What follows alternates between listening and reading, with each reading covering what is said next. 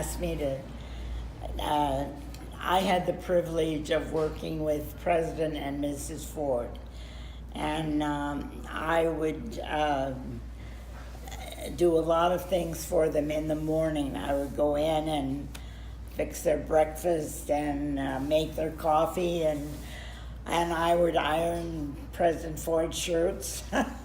I used to always see him on TV, and I say that I ironed that shirt.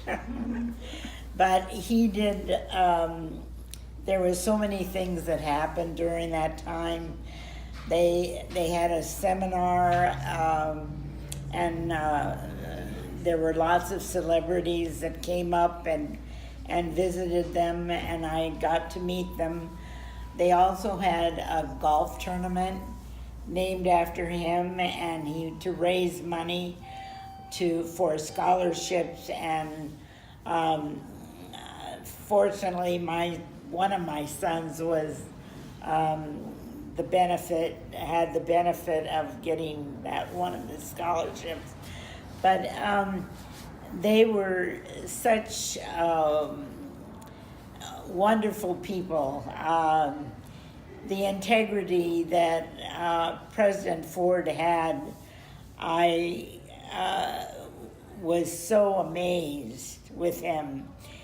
And Mrs. Ford,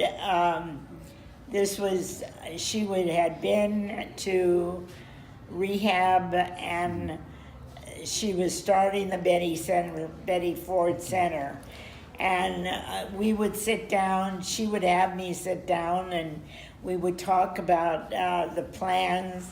And she talked to me like I was her next door neighbor.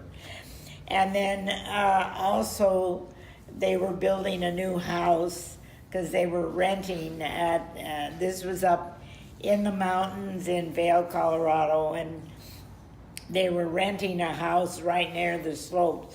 So they were building a house for their children. They had 4 children. They had Michael, who was a minister. He was the oldest. And then they had Jack, who tried to go into politics a little bit. Then they had Stephen, he tried some acting at one time. And then Susan, who eventually took over the Betty Ford Center now that Mrs. Ford has passed away.